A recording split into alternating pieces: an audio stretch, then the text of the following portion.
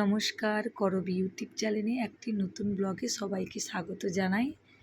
কালী পুজোর দিন আজ সবাইকে জানাই শুভ দীপাবলি। সবার দীপাবলি খুবই ভালো কাটুক, সবাই খুবই ভালো থাকুন। তো আমাদের বাড়ির পাশে আমরা কয়েকজন মিলে পুজো করি গ্রামের ভেতরেই, তাই ঠাকুর নিতে গেছিলাম।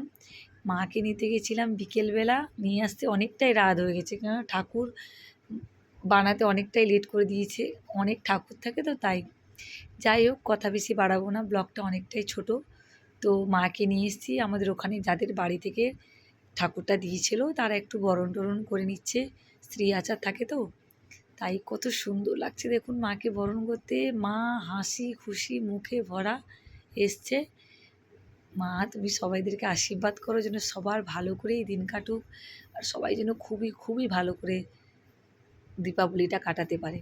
যাই হোক, এখানে বরণের কাজ শেষ হয়ে গেছে, তো সবাই এবার মাকে প্রণাম করে নেব, কেননা মাকে মণ্ডপের ভেতরে নিয়ে যাওয়া হবে।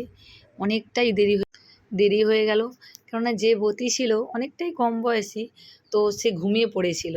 তার কারণে তার মাই বতী ছিল। আমাদের এখানে নিয়ম, যাদের বাড়ি থেকে ঠাকুর দেবেই তাদের বাড়ি থেকেই যে কোনো একজনকেই বতী থাকতে হয়। তো কোনো যে নদীতে যে আমরা মায়ের ঘটক তুলনে গেছিলাম, তো ওটাও দেখাতে পারি না, কারণ অনেকটাই লেট হয়ে গেছে। প্রায় পুজো শুরু হয়েছে ম্যাক্সিমাম 12:30 বসেছে ব্রাহ্মণ। আর দেখুন যখন পুজো কিছুটা হয়ে এসছে তখন বেজে গেছে 2টোর কাছাকাছি বেজে গেছে। তো মাঝে একটু প্রবলেম হয়েছিল, কেননা একটু হয় জানেন তো, কালী পুজো মানে যে কোনো পুজোতেই অনেক রাত হয়ে গেছে সেই কারণেই। যাই হোক, বেশি কিছু কথা বাড়াবো না। আপনার যদি ভিডিওটা ভালো লেগে থাকে একটা লাইক শেয়ার সাবস্ক্রাইব করে দেবেন। আপনারা সবাই খুব খুব খুবই ভালো থাকবেন, সুস্থ থাকবেন। দেখা হচ্ছে একটি নতুন ব্লগে।